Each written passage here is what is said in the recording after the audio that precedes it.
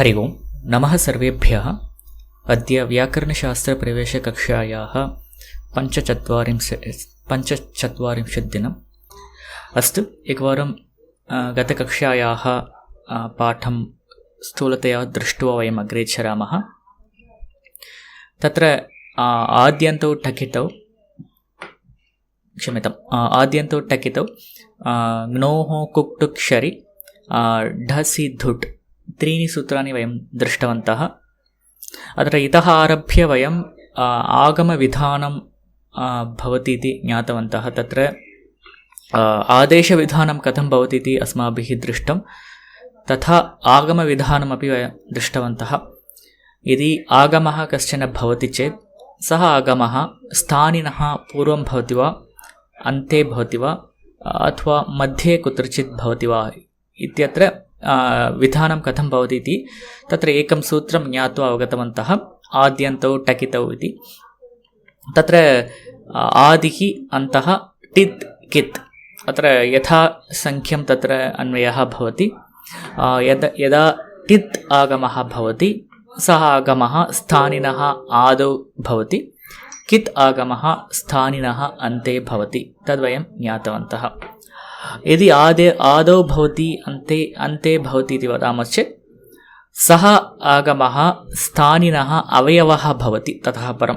अतः आगमः पृथक् ततः परं न दृश्यते। ततः परम् आगमः स्थानिना साकं तत्र स्थानिनः अवयवः भवति। अस्तु, इदानीं तत्र अस्माभिः 7 आगमाः पठनीयाः सन्ति अस्मिन् प्रकरणे। कुक् टुक् धुट् तुक् ङुट् नुट् नुट्। अत्र क्रमशः अत्र अयम् आदिः वा अन्तः वा इति वयं लिखामः। तत्र कुक् इति किदागमः, अतः अन्तावयवः भवति। तथा टुगागमः अपि अन्तावयवः भवति। तुडागमः आद्यवयवः, यतः सः आगमः टित् आगमः अस्ति। पुनः टुक् धुट् ङुट् नुट् नुट् एवं वयं दृष्टवन्तः। अत्र कानिचन सूत्राणि, अत्र 2 सूत्रे अस्माभिः दृष्टे। तत्र त्रीणि अथवा त्रयः आगमाः अस्माभिः दृष्टाः। तत्र ङ्नोः कुक्टुक् शरि इत्यनेन सूत्रेण तत्र आगमद्वयं ङ्नोः इत्यनेन ङकारस्य स्थाने तथा णकारस्य स्थाने कुक् टुक् कुगागमः टुगागमः च भवतः इति दृष्टं। कुत्र शर्वर्णे परे इति दृष्टं। तत्र उदाहरणम् एतत् पुनः विकल्पेन भवति। अत्र प्रायशः अस्मिन् प्रकरणे यानि सूत्राणि अथवा यानि कार्याणि सन्ति तानि सर्वाणि अपि वैकल्पिकानि एव इति स्मर्तव्यम्। अत्र उदाहरणं प्राङ् षष्ठः इत्यत्र कुगागमः भवति। किमर्थम्? अत्र षकारः शर्वर्णः अस्ति, पुनः ङकारात् परमस्ति, अतः तत्र कुगागमः भवति। तेन प्राङ् षष्ठः अभावे अत्र विकल्पेन भवति इति कारणेन कुगभावे तत्र प्राङ् षष्ठः इति भवति। पुनः सुगण्ट् षष्ठः तत्र सुगण्ट् षष्ठः इत्यत्र टुगागमः। अस्तु, इदानीं तत्र पुनः एकं वार्तिकमपि अस्माभिः दृष्टं। चयो द्वितीयाः शरि पौष्करसादेरिति वाच्यम्। अत्र चै वर्णस्य शर् वर्णे परे वर्गद्वितीयाः आदेशाः भवन्ति इति दृष्टं। पुनः एतद् पौष्करसादेः वैयाकरणस्य मतेन एतद् भवति, अतः एतदपि विकल्पेन एव भवति। अतः अत्र प्राङ् षष्ठः इत्यत्र ककारस्य वर्ग द्वितीयः खकारः, महाप्राणककारः तत्र भवितुम् अर्हति विकल्पेन। अतः प्राङ् षष्ठः। अतः अत्र अहं पृथक् उच्चारणं करोमि, यतः अत्र स्पष्टं भवति इति, परन्तु उच्चारणे तत्र पृथक् न करणीयं। प्राङ् षष्ठः इत्येव वक्तव्यं, परन्तु मया तत्र महाप्राणककारः अस्ति दर्शयितुं तत्र पृथक् उच्चार्यते प्राङ्क् षष्ठः इति तथा न करणीयम्। अस्तु, अग्रे सुगण् षष्ठः इत्यत्र अपि टकारस्य वर्गद्वितीयः भवति विकल्पेन, अतः सुगण्ट् षष्ठः, सुगण्ट् षष्ठः, सुगण् षष्ठः एवं रूपत्रयं भवति। अस्तु, एतावता अस्य सूत्रस्य पाठः समाप्यते। अग्रे डः सि धुट् इति दृष्टवन्तः। अत्र साक्षात् डः अत्र पूर्वम् अत्र आगमः इति कारणेन तत्र टुगागमः कुगागमः इमौ द्वौ अपि अगमौ कितौ स्तः, इत्युक्ते किदागमौ स्तः। अतः स्थानिनः अन्त्यवयवौ भवतः इमौ। अन्त्यवयवौ इत्युक्ते तत्र स्थानी कः भवति? ङकारः एव स्थानि। किमर्थम्? अत्र ङ्नोः इति उक्तम्। अत्र ङकारस्य स्थाने णकारस्य स्थाने इति षष्ट्या उक्तम् इति कारणेन ङकारः स्थानि, ङकारात् परं ककारः भवति इति ज्ञेयम्।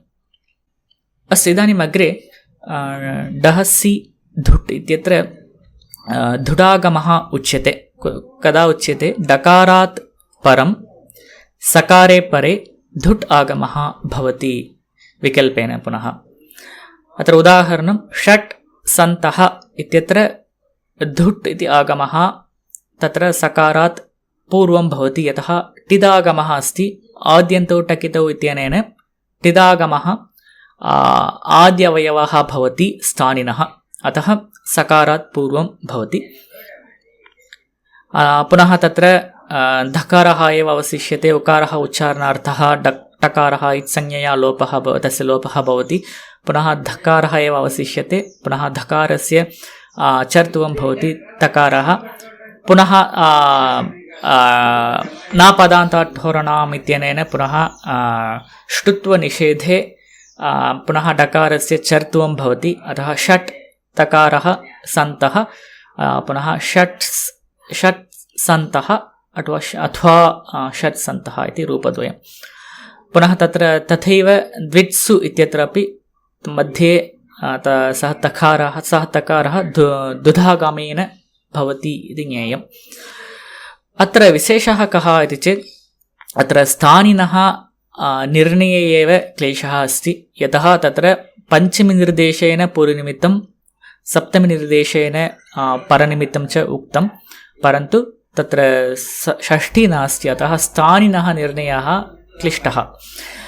अतः एव अत्र पञ्चमीद्वारा स्वीकुर्मः चेत् डकारात् परम् इति उच्यते। डकारात् परं सकारः अस्ति, पुनः सकारात् पूर्वम् इत्यपि उच्यते, पुनः सकारात् पूर्वं डकारः एव अस्ति। अतः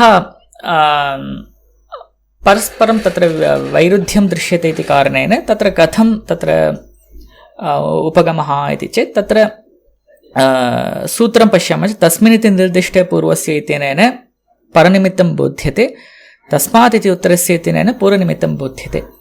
यथा सूत्रद्वयस्य युगपत् प्राप्तौ यदि यत्र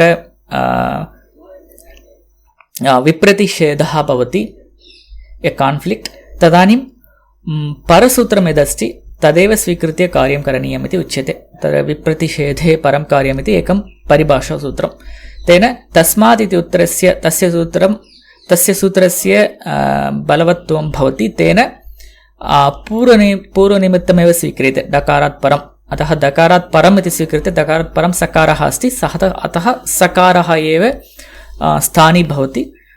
पुनः तस्य सकारस्य दुडागमः भवति, अतः दुडागमः आद्यवयवः भवति इति कारणेन सकारात् पूर्वं दुडागमः भवति, अतः धकारः सन्तः एवं युगपत् तत्र भवति। अतः इतः परं दकारः सन्तः युगपत् एव तत्र एकः स्थानी भवति, ततः परं प्रक्रियायाम् इति ज्ञातम्। अस्तु, एतावत् पर्यन्तम् अस्माभिः दृष्टं गतकक्षायाम्। इदानीं वयम् अग्रिमं सूत्रं पश्यामः।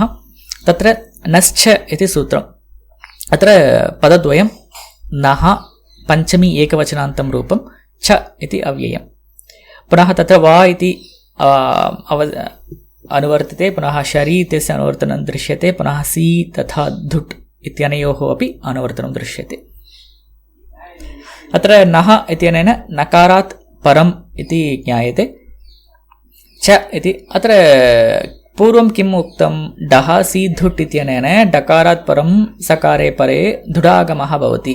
पुनः नश्च इत्यनेन नकारे परे अपि दुडागमः सकारे परे भवति इति उच्यते। अतः च इत्यनेन दुडागमः अत्र भवति, नकारे परे नकारात् परमपि सकारे परे दुडागमः भवति इति अत्र अस्मिन् सूत्रे उच्यते। अतः सूत्रं सरलमस्ति। अत्रापि नकारः प्लस् सकारः यत्र भवति पदान्ते नकारः, तदानीं नकारस्य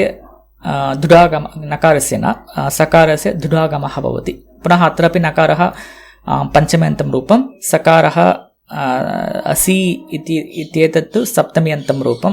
पुनः अत्र विप्रतिषेधः भवति। पुनः तत्र कार्यं तु परसूत्रस्य कार्यं भवति, तेन सकारः एव स्थानी भवति अत्रापि।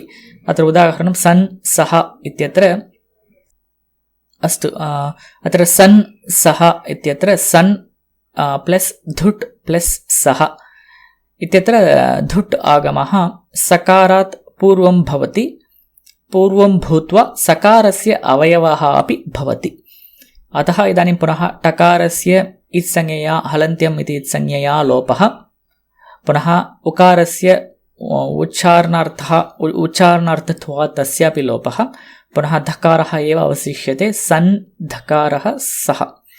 इदानीं पुनः यथा पूर्वं तत्र चर्त्वं भवति, अत्र धकारस्य तकारः वर्गप्रथमः भवति, पुनः अग्रे योजयित्वा सन्त् सः इति भवति। अत्र विकल्पेन एतद् भवति इति कारणेन दुडागम अभावे सन् सः इत्यपि रूपं भवति। अस्तु, एतद् स्पष्टमिति मन्ये। सन् सः सन्त् सः इति उच्यते। अग्रे महान् सः इत्यत्रापि सा एव प्रक्रिया, दुडागमः सकारस्य भवति, पुनः चर्त्वं, ततः परं महान्त् सः महान् सः एवं रूपद्वयं तत्रापि भवति। पुनः भवान् सुन्दरः इत्यत्रापि सा एव प्रक्रिया, दुडागमः सकारात् पूर्वं भवति, पुनः चर्त्वं, भवान्त् सुन्दरः भवान् सुन्दरः एवम्। इदानीं मम उच्चारणे भवान्त् स्पेस् सुन्दरः इति उच्यते, यतः तत्र स्पष्ट उच्चारणार्थं तकारस्य तथा उच्यते, परन्तु वस्तुतः तकारः सकारस्य अवयवः, अतः युगपत् एव तस्य उच्चारणं भवेत्।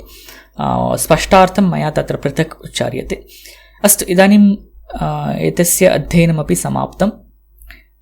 अत्रापि पुनः तस्मिन्निति निर्दिष्टे पूर्वस्य तस्मादिति उत्तरस्य इत्यनयोः सूत्रयोः विप्रतिषेधे परं कार्यम् इत्यनेन परिभाषासूत्रेण तत्र परसूत्रस्य बलवत्वात् तस्मादिति सूत्रस्य इत्यनेन नकारात् परं विद्यमानस्य सकारस्य स्थानित्वस्वीकरणे पुनः सकारात् पूर्वं दुडागमः युज्यते इति ज्ञेयम्। अस्तु, धन्यवादः। वयम् अग्रिमकक्षायां मेलिष्यामः।